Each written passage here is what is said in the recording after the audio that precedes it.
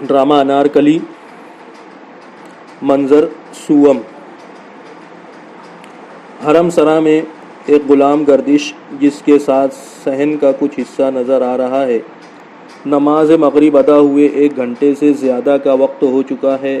بیگمیں اور شہزادیاں نشاط و طرب کی محفلوں میں شامل ہونے کے لیے سنگھار کر کے اپنے اپنے حجروں سے رخصت ہو چکیں۔ کنیزیں اور خواجہ سرا بعد کے مقررہ فرائض انجام دے کر ان کی خدمت میں پہنچ چکے۔ اب نہ کوئی آواز ہے نہ حرکت۔ تھوڑی دیر پہلے بیگموں کی صداؤں اور کنیزوں اور خواجہ سراؤں کے شور و گل سے جو ہنگامہ برپا تھا، اس کا خیال آ جانے سے یہ مقام اب ویران اور اداس معلوم ہوتا ہے۔ چاند ابھی نہیں نکلا، صحن اور غلام گردش میں ابھی تاریکی ہے۔ بیگموں کے حجروں میں البتہ شمعیں روشن ہیں اور ان کی روشنی پردوں میں سے نکل کر صحن میں اور غلام گردش کے ستونوں پر اجالے کے دھبے ڈال رہی ہے۔ دور سے گانے بجانے کی ہلکی ہلکی آواز آ کر منظر کو افسردہ بناتی ہے۔ دلارام اکیلی ایک ستون کا سہارا لیے کسی گہری سوچ میں چپ چاپ کھڑی ہے۔ ایک حجرے کی چپ میں سے روشنی چھن چھن کر پتلی پتلی اور بے شمار لکیروں میں اس پر پڑ رہی ہے۔ تھوڑی تھوڑی دیر بعد گہری آہ بھرتی ہے اور پھر خیال میں غرق ہو جاتی ہے۔ عمر اور مروارید ایک طرف سے باتیں کرتی ہوئی داخل ہوتی ہیں۔ دیکھو یہاں پر منظر کشی کر رہے ہیں سید امتیاز علی تاج۔ کیا وقت ہے، کیسا منظر ہے، کیسا نظارہ ہے، اس کو یہاں پر بتا رہے ہیں۔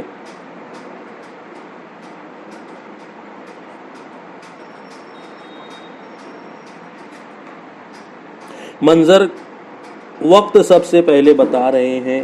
منظر سوم جو ہمارا جاری ہے وہ کس وقت کا منظر ہے، کیونکہ ڈرامے میں سب سے زیادہ جو اہم چیز ہوتی ہے وہ وقت کا تعین ہوتا ہے۔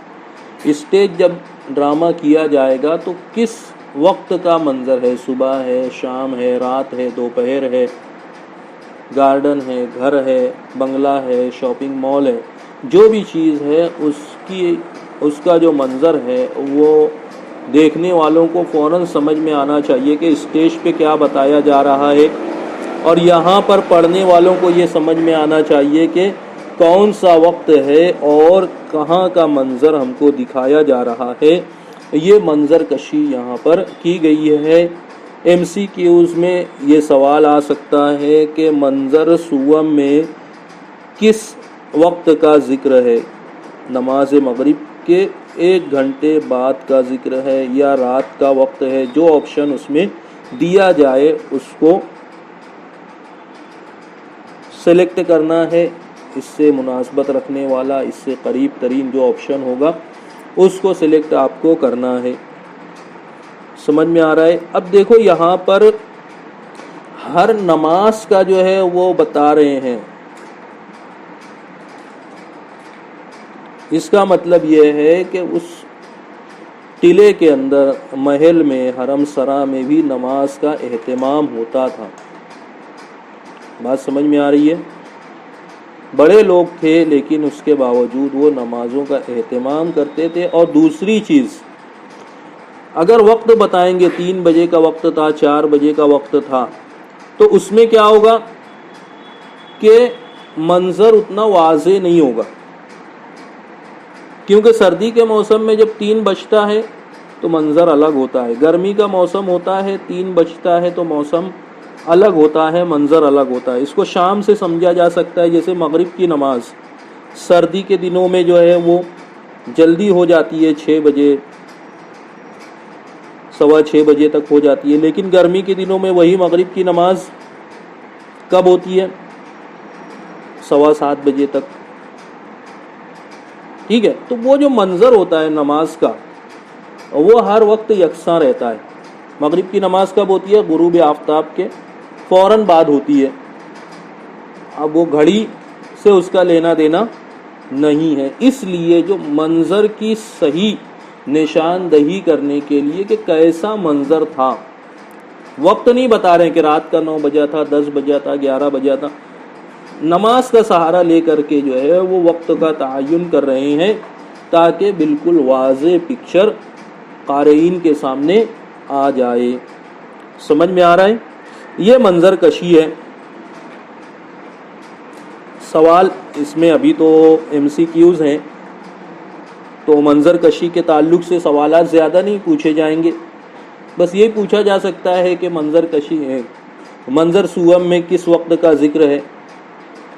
لیکن اگر MCQs نہیں رہتے، ڈسکرپٹیو ٹائپ میں سوالات رہتے، لانگ آنسر کوشچنس رہتے، تو اس میں آپ کو پورا جو ڈرامہ ہے اس کا احاطہ کرنا پڑتا کہ ڈرامہ انارکلی میں منظر کشی کی وضاحت کیجیے۔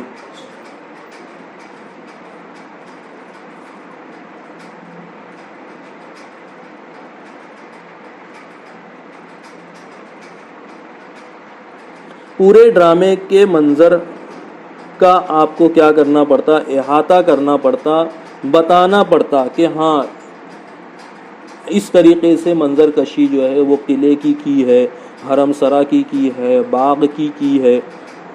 جو بھی مناظر اس میں آئے ہوئے ہیں ان تمام مناظر کا آپ کو احاطہ کرنا پڑتا، اس میں سے کچھ مثالیں جو ہے وہ آپ کو دینی رہتی۔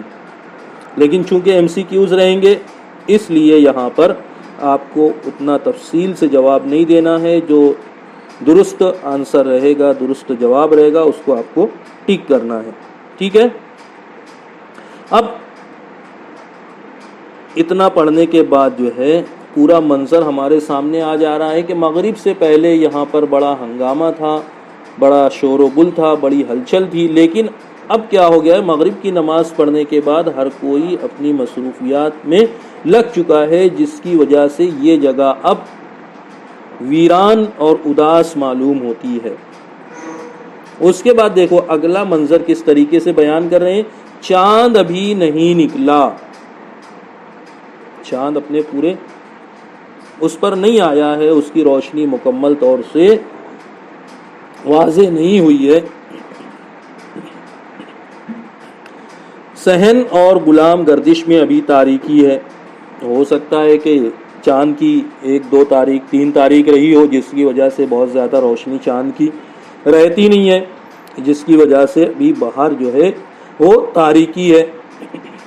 جب 14ویں کا چاند ہوتا ہے یا چاند کی جو ہے 10 12 15 16 تاریخیں ہوتی ہیں تو اس وقت چاند کی روشنی زیادہ ہوتی ہے، اور پھر وہ ہمارے اپنے آس پاس میں بھی ہم محسوس اس کو کر سکتے ہیں، صحن کے اندر ہے، چھت پر ہے، سڑکوں پر ہے، کھیت کھلیانوں میں ہے۔ لیکن جب ابتدائی دنوں کا چاند ہوتا ہے تو اس کی روشنی اتنی زیادہ نہیں ہوتی ہے، تو وہی کہہ رہے ہیں کہ چاند ابھی پوری طرح سے نکلا نہیں ہے، جس کی وجہ سے صحن اور غلام گردش میں تاریکی ہے، البتہ بیگموں کے حجروں میں شمعیں روشن ہیں اور ان کی روشنی پردوں میں سے نکل کر صحن میں اور غلام گردش کے ستونوں پر اجالے کے دھبے ڈال رہی ہے۔ دیکھو یہ جو لفظیات کا کمال ہے، اجالے کے دھبے ڈالنا۔ دھبا ہم لوگ کس کو کہتے ہیں؟ کوئی ناپسندیدہ چیز ہمارے کپڑوں میں لگ جائے یا دیوار پر لگ جائے یا کسی اور چیز پر لگ جائے تو ہم اس کا دھبا کہتے ہیں۔ لیکن یہاں پر دیکھو کہ کمال کہ دھبے کا جو لفظ ہے وہ روشنی کے لیے بھی استعمال کیا جا سکتا ہے، اس کو یہاں پر امتیاز علی تاج بیان کریں کہ روشنی کے دھبے جو ہے وہ نظر آ رہے ہیں، اور وہ روشنی کے دھبے کہاں سے نکل رہے ہیں؟ بیگمات کے حجروں سے نکل رہے ہیں۔ ٹھیک ہے؟ اور ستونوں پر اجالے کے دھبے، وہ جو ستون ہے، وہ جس ستون کو اس کو کہتے ہیں، آج تو ہم لوگ ستون بھی بھول گئے، ستون کس کو کہا جاتا ہے؟ ہم لوگ کہتے ہیں ستون کی جگہ کون سا لفظ استعمال کرتے ہیں؟ ہم کالم کا لفظ جو ہے وہ استعمال کرتے ہیں۔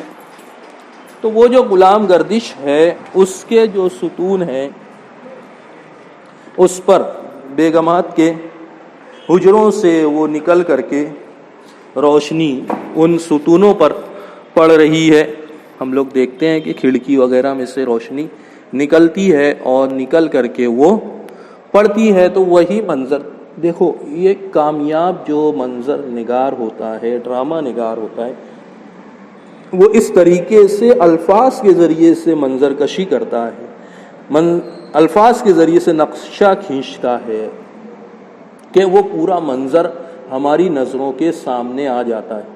ابھی آپ لوگوں کو سمجھ میں آ رہا ہوگا کہ ہمارے ذہن میں وہ منظر ہے ابھی کہ مغرب کی نماز کے بعد کا وقت ہے، ہر طرف اندھیرا چھایا ہوا ہے، چاند نکلا نہیں ہے، چاند کی روشنی بہت زیادہ نہیں ہے، ہر طرف اندھیرا ہے، لیکن اس اندھیرے میں وہ جو بیگمات کے محلات ہیں ان کے دروازوں سے کھڑکیوں سے چھن کر کے آنے والی روشنی کی وجہ سے غلام گردش میں اور صحن میں تھوڑا سا ہلکا ہلکا اجالا ہے، ستونوں پر وہ اجالے کے دھبے نظر آ رہے ہیں، جس کی وجہ سے ملگجا اجالا جس کو ہم کہہ سکتے ہیں وہ ہے صحن کے اندر۔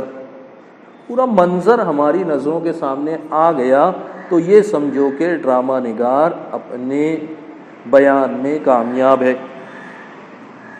اب آگے دیکھیے، صرف وہ منظر نہیں بیان کر رہے ہیں، اس میں اور حقیقت کا رنگ بھر رہے ہیں کس طریقے سے کہ دور سے گانے بجانے کی ہلکی ہلکی آواز آ کر منظر کو افسردہ تر بنا رہی ہے۔ یہ محل کا منظر ہے قلعے کے اندر کا، اور دور سے قلعے کے باہر کہیں اس وقت تو مغرب کے بعد بہت پرسکون ماحول ہو جاتا ہے، جس طریقے سے ہمارے یہاں پر جب پاور لوم بند ہو تو دور کی آواز بھی جو ہے وہ سنائی دیتی ہے، اسی طریقے سے یہ کہہ رہے ہیں اس وقت تو یہ سب صنعتوں کا سوال ہی نہیں پیدا ہوتا، مغرب بعد سے سب سرگرمیاں جو ہے وہ ٹھپ ہو جایا کرتی تھی، لوگ سو جایا کرتے تھے، بہت زیادہ ہنگامہ آرائی رہتی نہیں تھی۔ تو وہی کہہ رہے ہیں کہ مغرب کے بعد بہت پرسکون ماحول ہے، دور سے کہیں کچھ آواز آ رہی ہے ہلکی ہلکی سی گانے بجانے کی، اور وہ آواز کیا کر رہی ہے، اس منظر کو افسردہ تر بنا رہی ہے۔ افسردہ تر کیوں بنا رہی ہے؟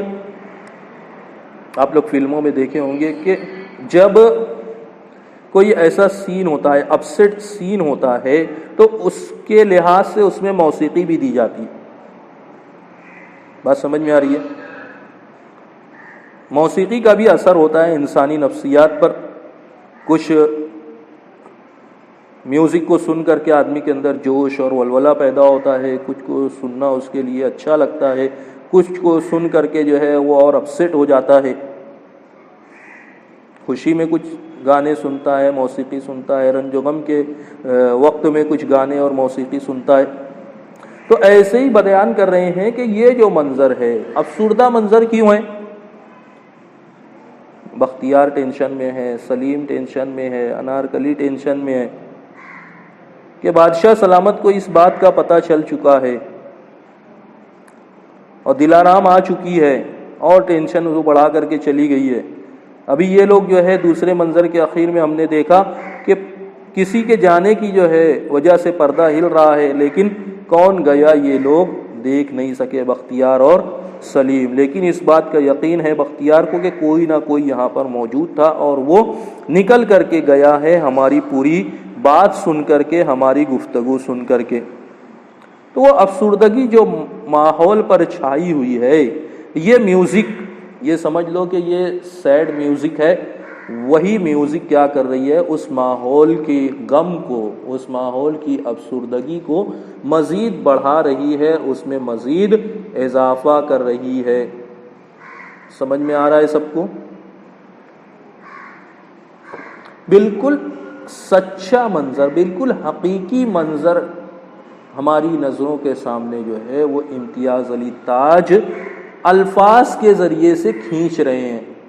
لکیروں کے ذریعے سے منظر بنایا جاتا ہے ڈرائنگ میں، کینواس پر، بلیک بورڈ پر، کلر اور برش کے ذریعے سے، لیکن یہاں پر جو منظر کھینچ رہے ہیں وہ الفاظ کے ذریعے سے، اور ان الفاظ کے ذریعے سے ہم پوری طرح سے اس سچویشن سے واقف ہو چکے ہیں جو اس وقت محل کے اندر حرم سرا میں ہے، قلعے کے اندر ہے۔ سمجھ میں آ رہا ہے؟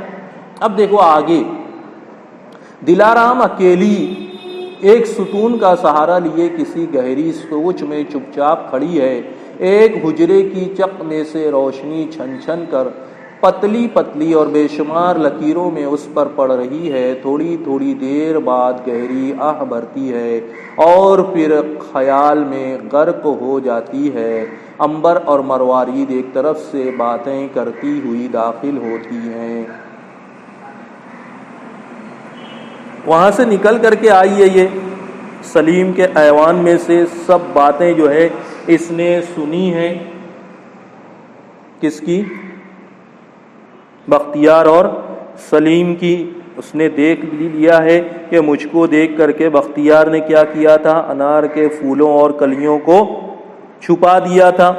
یہ خود گئی ہے، نکال کر کے دیکھا ہے اور پھر اس کو چھپا کر کے جب کسی کے آنے کی آہٹ پائی ہے تو پردے کے پیچھے چھپ گئی تھی، اور جب وہ دونوں باتوں میں مشغول ہوئے تو یہ نکل کر کے وہاں سے چپکے سے چلی آئی ہے۔ آنے کے بعد اس منظر کا اثر، اس بات چیت کا اثر اس پر کیا ہوا ہے وہ بیان کر رہے ہیں کہ وہ افسردہ سی، رنجیدہ سی، گمسم سی، چپ چاپ ایک ستون کا سہارا لیے ہوئے کھڑی ہے۔ ستون یعنی ابھی میں نے بتایا کالم جو ہوتا ہے اس کا سہارا لے کر کے، ٹیک لگا کے۔ دیکھو افسردہ آدمی ہوتا ہے تو پھر وہ الگ الگ حرکات کرتا ہے جس سے اس کا رنج غم جھلکتا ہے۔ ٹھیک ہے، فلموں میں دیکھ لیں ہم لوگ تو وہ کیا بتاتا ہے کہ بہت زیادہ ٹینشن میں ہے تو وہ سگریٹ نوشی کر رہا ہے، سگریٹ پہ سگریٹ جو ہے پی رہا ہے، دھواں اڑا رہا ہے، اور ویسے ہی افسردہ نغمے، سیڈ سانگس جو ہے وہ سن رہا ہے۔ تو ایسے ہی یہ بھی، چونکہ یہ پہلے جو ہے وہ اکبر کی رقاصہ تھی، پسندیدہ رقاصہ، لیکن انارکلی کے آنے کے بعد اس کا پتہ کٹ ہو چکا ہے، تو یہ اسی رنج و غم میں مبتلا ہے، بلکہ رقابت اور انتقام کے جذبات اس کے اندر سر اٹھا رہے ہیں۔ اسی لیے جو ہے یہ انارکلی اور سلیم کے پیچھے لگی ہوئی ہے کہ کسی بھی طریقے سے جو ہے میں کیا کروں، اس چیز کو بادشاہ کے علم میں سارے ثبوت و شواہد کے ساتھ لے آؤں تاکہ انارکلی جو ہے اس کو سزا ملے، شہزادہ سلیم کے ساتھ اس طریقے سے جرأت کرنے کی سزا اس کو ملے۔ اس لیے یہ انتقام کی آگ میں جل رہی ہے۔ اور وہاں بھی اندھیرا ہے جہاں پر یہ کھڑی ہوئی ہے، ایک حجرے کی جو سوراخ ہے وہاں سے روشنی جو ہے وہاں سے چھن چھن کر کے آ رہی ہے، پتلی پتلی اور بے شمار لکیروں میں اس پر پڑ رہی ہے۔ کہاں پر پڑ رہی ہے؟ دلارام کے چہرے پر پڑ رہی ہے، حجرے سے نکلنے والی روشنی۔ فلموں میں اس کا جو ہے بخوبی ہم لوگ مشاہدہ کرتے ہیں، ابھی لائٹ ایفیکٹس کا استعمال کر کے، لیکن یہاں دیکھو الفاظ کا استعمال کر کے وہی تاثیر اور وہی منظر پیدا کرنا، یہ بڑا کمال ہے۔ اسی آج ہم لوگ جو ہے لیکچر میں آج کے اسی منظر نگاری پر ہی بات کریں گے۔ اس کے چہرے پر جو ہے وہ کیسے بتا رہے ہیں کہ چھن چھن کر پتلی پتلی اور بے شمار لکیروں میں روشنی اس پر پڑ رہی ہے۔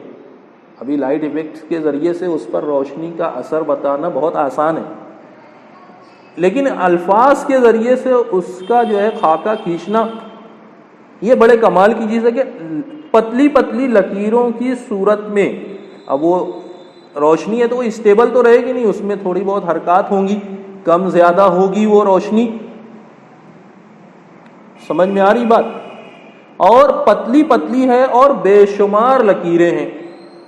آج موبائل پہ بہت سارے اپلیکیشن ہیں، کوئی ایک تصویر لے کر کے ہم لوگ جیسا چاہیں اس کو ایڈٹ کر سکتے ہیں، تصویر پر جو ہے اس طریقے کی لائٹس ہلکی ہلکی پتلی پتلی اس کو دکھا سکتے ہیں، لیکن امتیاز علی تاج کا کمال دیکھیے آپ کہ منظر کس طریقے سے کھینچ رہے ہیں، منظر کشی، منظر نگاری کتنے باکمال طریقے سے کر رہے ہیں کہ اس کے چہرے پر پڑنے والی روشنی اور اس روشنی کی کیا شکل و صورت ہے، کیا شباہت ہے، اس کے کیا ایفیکٹس ہیں، کس صورت اور حیت میں وہ روشنی اس کے چہرے پر پڑ رہی ہے، اس کے اوپر پڑ رہی ہے دلارام کے، اس کو یہاں پر بتا رہے ہیں۔ بات سمجھ میں آ رہی ہے؟ آپ لوگ پہنچ رہے ہوں گے جو چیز میں بتانا چاہ رہا ہوں، وہ جو منظر میں امتیاز علی تاج بتا رہے ہیں، میں اس تک آپ کو پہنچانا چاہ رہا ہوں کہ آپ پہنچ گئے ہوں گے کہ ایک ستون سے جو ہے وہ ٹیک لگا کر کے دلارام کھڑی ہوئی ہے، اندھیرا ہے، ملگجا سا اندھیرا ہے، بہت زیادہ روشنی نہیں ہے، حجرے سے نکلنے والی روشنی اس کے چہرے پر پڑ رہی ہے، لکیروں کی شکل میں پتلی پتلی لکیریں ہیں جو کبھی جو ہے دائیں بائیں لہراتی ہیں، کم زیادہ ہوتی ہیں، اور یہ جو ہے افسردگی کو ظاہر کرنے والا منظر ہے۔ جہاں خوشی ہو، مسرت ہو، وہ وہاں پر لائٹ بہت زیادہ ہوتی ہے، شادی بیاہ میں دیکھ لو بہت زیادہ لائٹنگ ہوتی ہے، لیکن یہاں افسردگی بتانا ہے، رنج و یاس بتانا ہے، ہجر بتانا ہے، اس لیے اندھیرا بتا رہے ہیں، ہلکی سی روشنی بتا رہے ہیں، اور تھوڑی تھوڑی دیر بعد گہری آہ بھرتی ہے، ٹھنڈی سانس لیتی ہے، آہ بھرتی ہے۔ کون؟ دلارام۔ جو منظر اس نے دیکھا ہے وہ اس کی تاب نہیں لا سکتی۔ سلیم جو ہے مغلیہ سلطنت کا جانشین، اب وہ انارکلی کی زلفوں کا اسیر ہو چکا ہے، یہ بات اس نے اپنے کانوں سے سن لی ہے، اور اس کے محل میں انار کے پھول اور انار کی کلیاں دیکھی ہیں۔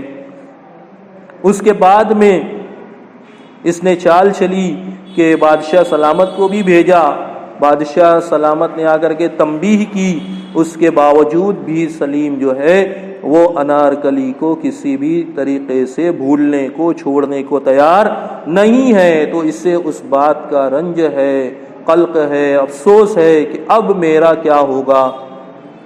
بادشاہ سلامت نے تو انارکلی کو جو ہے خطاب سے نواز دیا، نادرہ کو انارکلی کا خطاب دے دیا، سلیم بھی جو ہے اس پر مر مٹا ہے، اب میرا کیا بنے گا۔ تو تھوڑی تھوڑی دیر بعد سوچ و فکر میں جو ہے وہ غرق ہے، منہمک ہے، ڈوبی ہوئی ہے، اور تھوڑی تھوڑی دیر بعد آہ بھرتی ہے، افسوس کرتی ہے، اور پھر خیال میں غرق ہو جاتی ہے، اور پھر کچھ سوچنے لگتی ہے۔ سمجھ میں آ رہا ہے؟ یہ پورا منظر ہمارے سامنے ہے۔ اب دیکھیے ہوتا کیا ہے۔ عنبر اور مروارید ایک طرف سے باتیں کرتی ہوئی داخل ہوتی ہیں، اس کی جو سہیلیاں ہیں، اس کی دلارام کی، وہ آتی ہیں کسی دروازے سے بات کرتی ہوئی۔ اتنا منظر سب کو سمجھ میں آیا؟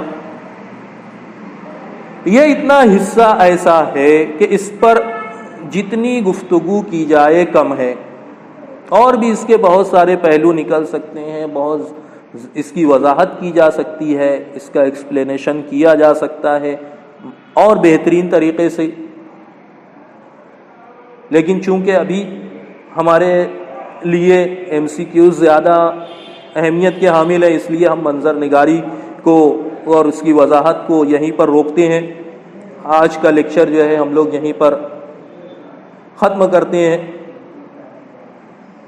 میں سمجھتا ہوں کہ ڈرامہ انارکلی میں منظر نگاری کے تعلق سے اگر کچھ بھی آتا ہے تو آپ لوگ بعد میں بھی جو ڈسکرپٹیو یا لانگ آنسر کے کوسچنز ہیں ان کو آپ آسانی کے ساتھ بتا سکتے ہو کہ اس طریقے سے منظر نگاری امتیاز علی تاج نے اس پورے ڈرامے میں کی ہے۔ صرف یہی نہیں، جہاں جہاں بھی ان کو موقع ملا ہے، جہاں منظر کشی کی ضرورت رہی ہے، انہوں نے بہترین طریقے سے اس کی وضاحت وہاں پر کی ہے۔ اتنا بہترین نقشہ اور خاکہ کھینچا ہے کہ پورا منظر ہماری نظروں کے سامنے گھوم جاتا ہے، ہم اس منظر کا حصہ بن جاتے ہیں، ہم خود اس میں کھو جاتے ہیں، ایسا محسوس ہوتا ہے کہ ہم قلعہ لاہور میں موجود ہیں اور یہ سارا جو سین ہے ہماری نظروں کے سامنے چل رہا ہے۔ سمجھ میں آیا؟ یہاں پر ہم لوگ اس لیکچر کو روکتے ہیں۔ بہت شکریہ۔